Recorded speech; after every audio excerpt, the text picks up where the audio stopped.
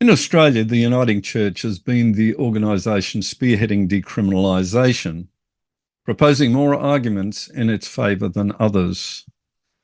Remember, they want to decriminalise all drug use. That's heroin, ice, speed, cocaine, ecstasy.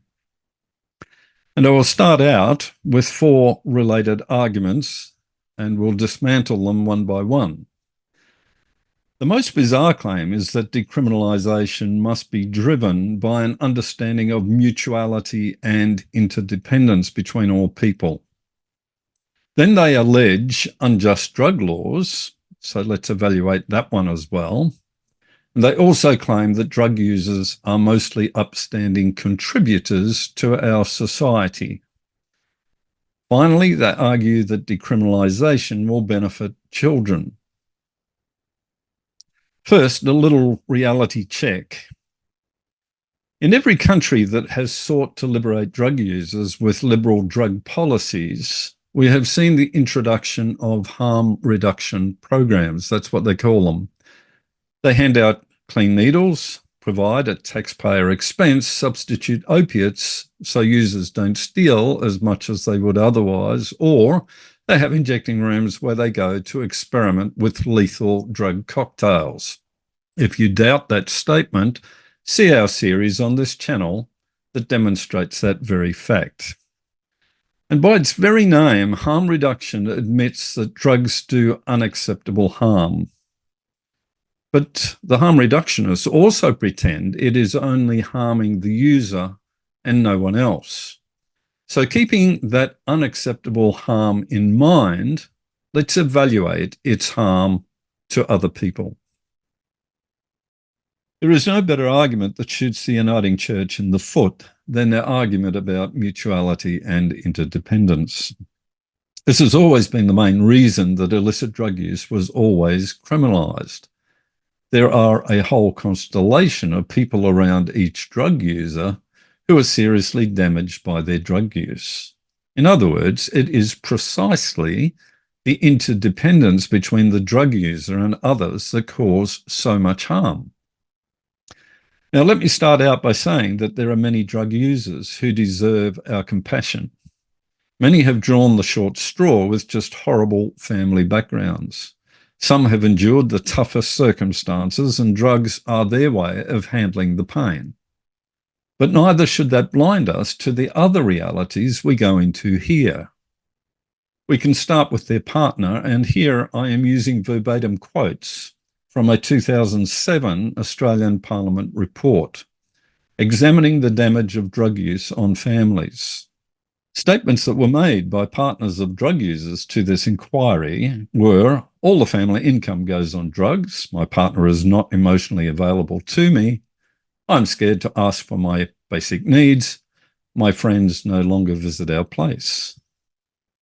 What about a drug user's children? Inadequate nutrition, a lack of clothing, lack of attention to a child's health problems or disabilities, poverty and financial disadvantage. None of these are small issues, especially for each individual kid. And these are things that were listed in that same report. And that list goes on to include the whole nightmare, traumatic and frightening experiences such as parents overdosing or losing consciousness. The list goes on. The parliamentary report goes on to examine the burden on the grandparents of those children as well, and their brothers and sisters, and the friends of each drug user. Also, workmates and other road users, a whole constellation of people surrounding each drug user swept into the vortex of harm which are caused by these drugs.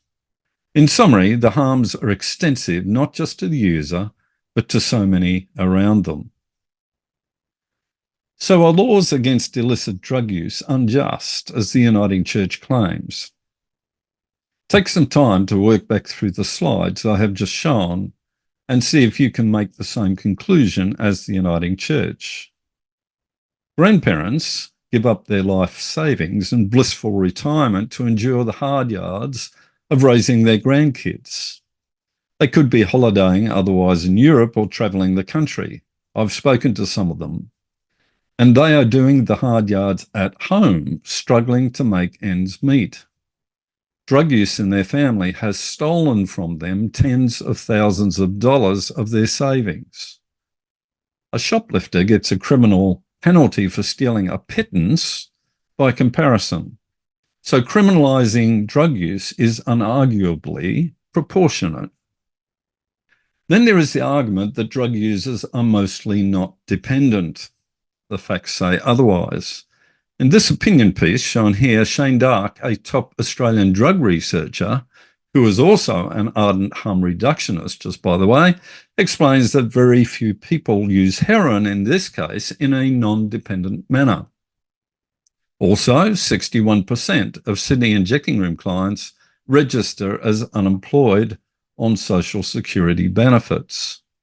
And then there is the assertion that decriminalisation will help the kids. Now, alcohol is legal and easily attainable, but for those who are dependent on it, their lives are chaotic. Do alcoholics become more responsible for their kids because alcohol is legal rather than illicit like other drugs? Now, whether it be the chaos from heroin or a manic ice dependency or even crack cocaine, it is the drugs themselves that create that chaos that no parenting program could ever hope to penetrate. In our next episode, part 2 of this fact check.